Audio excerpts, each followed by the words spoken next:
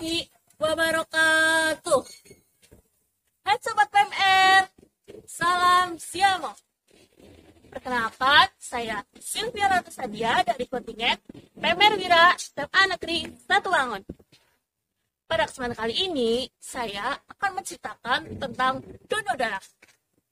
Tapi sebelum saya menceritakan tentang donor darah, saya akan membahas tentang darah. Apa itu darah?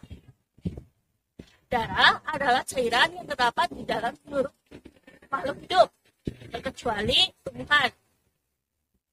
Di dalam darah terdapat 4 inti komponen darah, yaitu plasma darah, sel darah merah, sel darah putih, dan trombosit.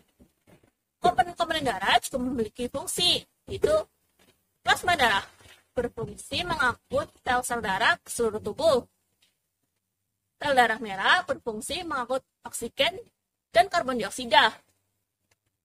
Sel darah putih berfungsi untuk kekebalan tubuh atau melindungi dari infeksi. Dan yang terakhir, trombosit berfungsi untuk pembekuan darah.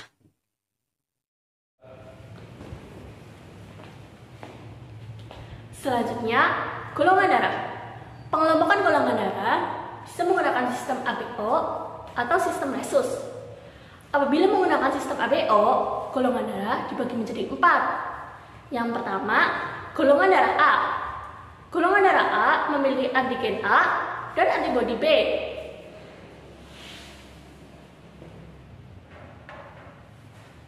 Yang kedua, golongan darah B. Golongan darah B memiliki antigen B dan antibodi A.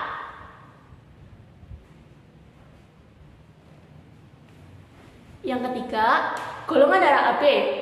Golongan darah AB memiliki antigen AB dan tidak memiliki antibodi.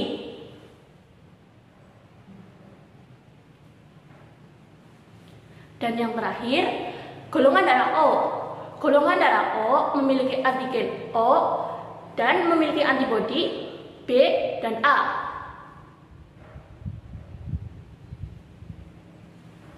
Apabila menggunakan sistem Rhesus, golongan darah dibagi menjadi 2, yaitu Rhesus negatif dan Rhesus positif.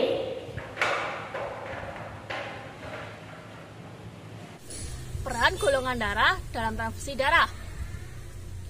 Pemilik golongan darah O merupakan pendonor universal karena mereka bisa menerima darah kepada seseorang yang bergolongan darah A, B, AB, dan O.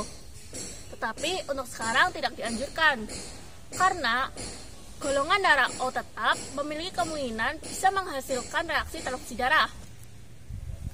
Sedangkan pemilik golongan darah AB merupakan penerima darah universal, yang artinya seseorang yang bisa mendapatkan donor darah dari golongan A, B, AB, dan O. Karena pemilik golongan darah AB tidak memiliki antigen B dan A. Di sisi lain, jika seseorang memiliki Rhesus negatif, mereka bisa menerima darah ke orang yang memiliki Rhesus positif dan negatif. Tetapi untuk seseorang yang memiliki Rhesus positif, mereka hanya bisa menerima darah ke orang yang memiliki Rhesus positif saja. Jadi, donor darah adalah menyumbangkan darah dengan tujuan transfusi darah. Sedangkan transfusi darah apa sih? Transfusi darah yaitu proses pemindahan darah dari seseorang yang sehat dan memenuhi persyaratan ke orang yang membutuhkan. Di luar sana masih banyak sekali orang-orang yang membutuhkan darah. Contohnya, penderita penyakit anemia atau orang-orang yang kekurangan darah. Jika mereka kekurangan darah dalam jumlah besar, mereka bisa menerima transfusi darah. Orang kecelakaan yang biasanya kekurangan darah dalam jumlah besar. Ibu melahirkan karena pada saat melahirkan terjadi pendarahan. Orang yang cuci darah, dalam seminggu saja mereka bisa 2 kali cuci darah loh. Dan ada juga orang-orang yang kena thalassemia. Jadi, thalassemia yaitu kelainan darah bawaan di mana jumlah sel darah merah dalam tubuh lebih sedikit dari orang normal. Pengobatannya dilakukan seumur hidup, bahkan rutin setiap bulan bisa menerima 2 kali transfusi darah loh. Nah, sekarang udah tahu kan orang-orang yang membutuhkan darah. Yang pasti kebutuhan darah setahunnya meningkat. Di PMI Banyumas melayani sekitar 210 sampai 220 kantong. Itu pun kalau jumlah tercukupi. Kita sebagai generasi muda seharusnya berkeinginan untuk mau mendonorkan darah. Tapi semua orang belum tentu bisa mendonorkan darah. Karena mendonorkan darah juga ada syaratnya, meliputi dari berusia minimal 17 tahun, sehat jasmani dan rohani, berat badan minimal 45 kg, serta untuk syarat yang lainnya akan dicek oleh petugas seperti tensi dan hemoglobin. Teman-teman, ada yang tahu nggak nih proses dari donor darah itu gimana sih? Jadi, yang pertama, teman-teman bisa mengisi formulir donor darah. Yang kedua, pemeriksaan kesehatan oleh dokter. Yang ketiga, pemeriksaan HB dan golongan darah bagi orang yang belum mengetahui golongan darah oleh petugas. Yang keempat, proses pengambilan darah. Dan yang terakhir, istirahat dan mendapat bingkisan.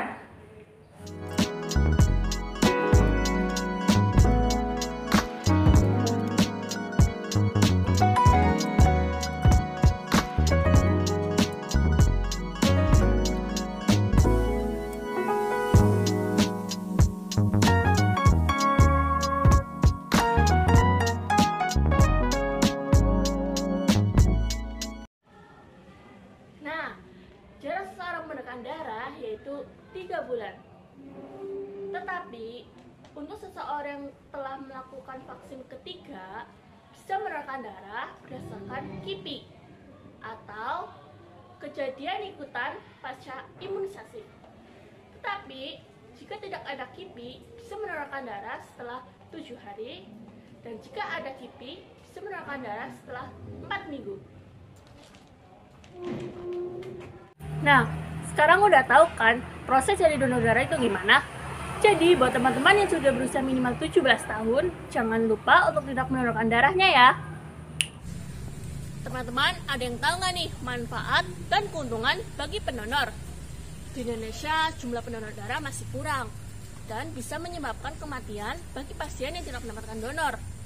Kegiatan donor darah juga sangat menarik banget loh teman-teman. Jika kalian tidak percaya, bisa searching dan cari tahu manfaat bagi pendonor. Salah satu contohnya yaitu menjauhkan kita dari penyakit jantung, memperbarui sel darah kita, meningkatkan oksigen dalam darah, serta kegiatan donor darah nggak nyakitin dan dijamin deh keamanannya.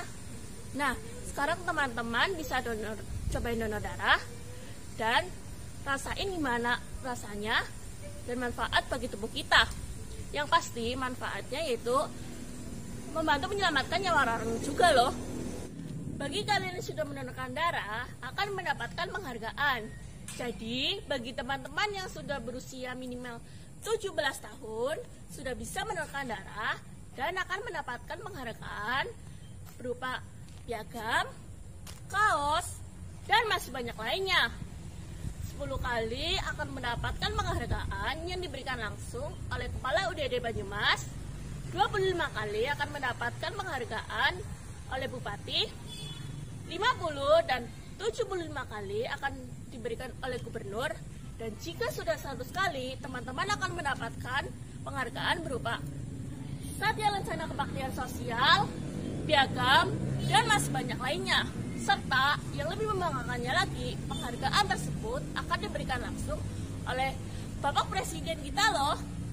Nah, gimana nih? Teman-teman tertarik nggak?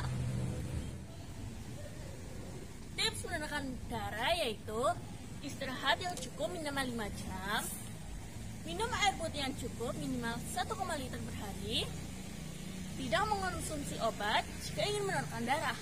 Karena kandungan nantinya dalam obat bisa mengurangi kualitas darah. Nanti bagi orang-orang yang mau mendonorkan darah atau teman-teman yang merayakan ulang tahunnya ke-17 bisa datang ke UDD PMI atau bisa cek kegiatan donor darah di Instagram @UDD-PMI Banyumas. Oke, kali ini kita akan mengenali peranan Pemerwira dalam kegiatan donor darah. Peran Pemerwira dalam kegiatan donor darah yaitu menyelenggarakan kegiatan donor darah di sekolah secara rutin. Pemerwira dapat mengajukan ke pihak sekolah dan pihak sekolah dapat menghubungi ke UDD Banyumas. Selanjutnya, kita juga berperan dalam mengkampanyekan kegiatan donor darah melalui sosialisasi secara langsung maupun tidak langsung. Kita sebagai generasi milenial seharusnya memanfaatkan kemajuan teknologi untuk mengkampanyekan kegiatan donor darah melalui berbagai platform yang tersedia dan dapat diakses oleh siapapun. Nah, dari penjelasan tadi tentang apa itu donor darah, syarat-syaratnya apa saja, manfaat, dan penghargaan yang kita dapat seperti apa, semoga dapat membuat teman-teman tertarik mendonorkan darah. Ayo sedulur, ajak kelalen donor darah. Sekian, terima kasih. Wassalamualaikum warahmatullahi wabarakatuh.